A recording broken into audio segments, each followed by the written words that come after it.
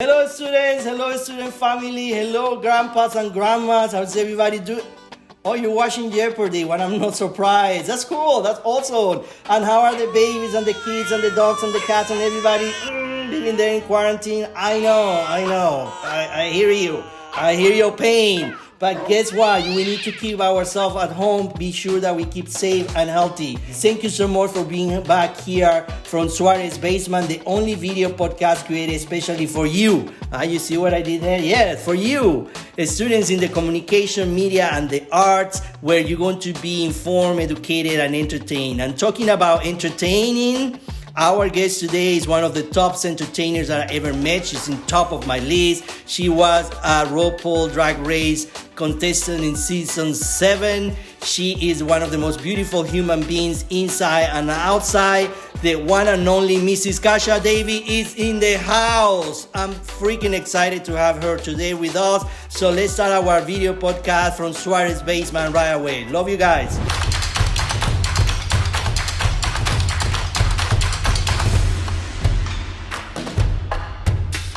How you doing? How is the drag queen community doing in this type of crisis? No, I think what people are doing right now is that it's interesting. This pandemic has forced us to become more creative, right, and find ways to connect with people, whether it's on your Instagram or the Digital Drag Fest involvement that I'm on, or people going live on Facebook or YouTube or whatever platform, but connecting with people, not just for that sense of feeling normal, but the idea that we're in something together across the entire globe. We're in this together, and you can see a bit of what it's like here in my home and elsewhere. And I think everybody's seen all there is to see on Netflix. So well, we're going to talk about what Mrs. Kasha Davis is watching in Netflix, but I agree with you. I think this crisis is allowing us to see people in a more informal environment. We are being able to see Mrs. Kasha Davis and many other celebrities in their environment. So it makes it very personal. Yes, it does. And I think that is amazing, because gone are the times where a celebrity or anybody for that matter should be so untouchable. Because now, with the technology that we have, people that really gravitate to the top or rise to the top are those that are as sincere and honest as possible, because that fact that we might be similar or that we can relate to one another is what brings people together. Yes, and I think if it's something this crisis have done is have show how fragile we all are as a human race. There's no doubt about it. I think it started thinking, wow, it really is a fragility that we didn't understood. I think we were very egocentric to think that we were so over other people or this is, but when you see an entire globe being affected by it, it's a very powerful message there that is saying, no, you are not that powerful. You're very fragile. Right.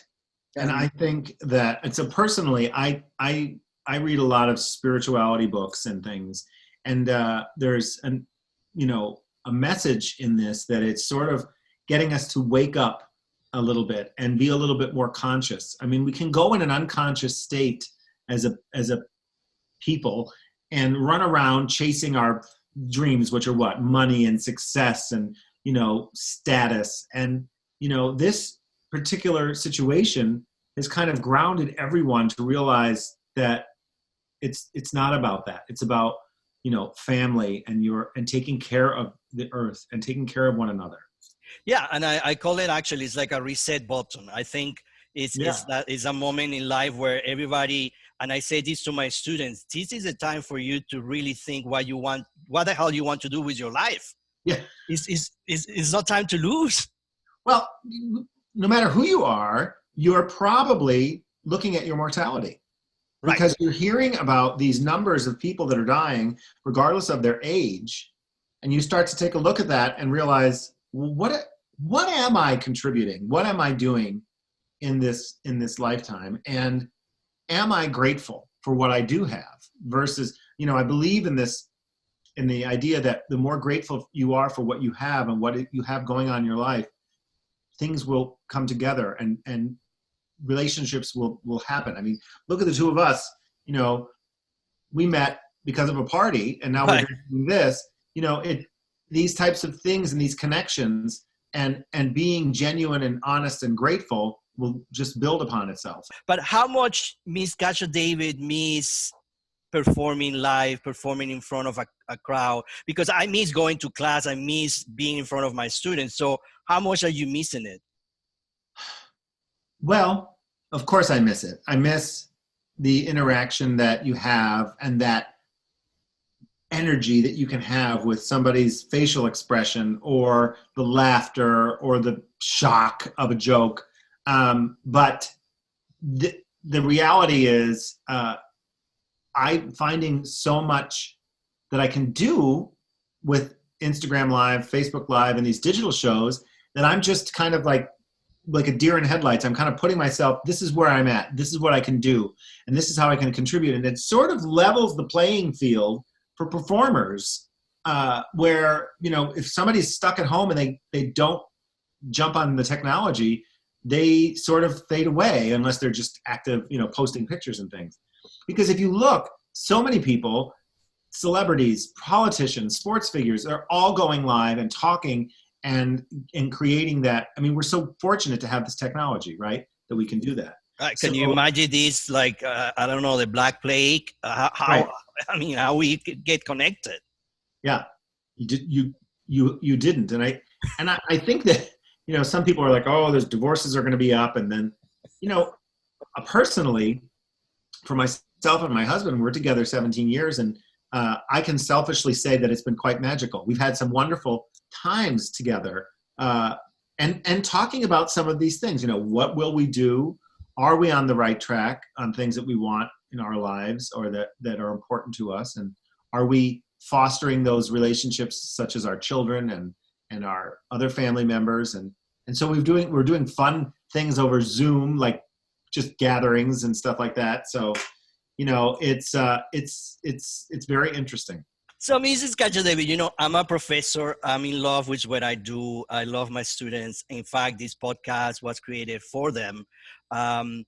So I would feel like, it would be not cool if we can create a Mrs. Kasha Davis, Professor Mrs. Kasha Davis, and create a class in the university. Maybe I'm sure there's a lot of my students that want to become a drag queen, but they will in some point. So for those old students out there that want to become this drag awesome superstar like Mrs. Kasha Davis, what do you think, if you will be the professor, will be let's say the 5 most important characteristic a good drag queen should have? Well, let's see. If I had that class, the first thing I would say is that there are no rules. What's wonderful about being a drag queen in particular is that you're the director, the producer, the actor, the costumer, and you are able to magically make this whole experience your own. The second thing I think I would focus on is that we live in an age, again, where you can learn so much tutorials and things online and from other friends, and there's no hiding like as much, at least. I believe there still is. It can be dangerous for some people, but you can practice and you can just go for it and start. And when somebody asks me advice about their makeup, I said just do it a lot of times, because you have to figure out what's right for your face and what's right for the lights and what's right for whatever, because I love that there are so many different angles. And then if I take it back to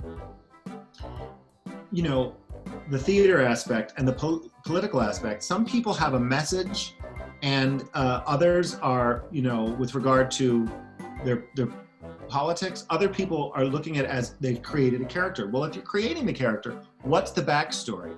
Learn everything so that when you are not just when you're on stage, but when you're online or when you're crossing by someone in the club, how does that character react? Don't drop that character so that it's constant, so that you're people are looking and they want to see more of how you're interacting with somebody else or how you're walking across the room and those types of things. Or there are those that are performance-based and it's a level of art or a level of fashion, you know. So you invest that time in that. And I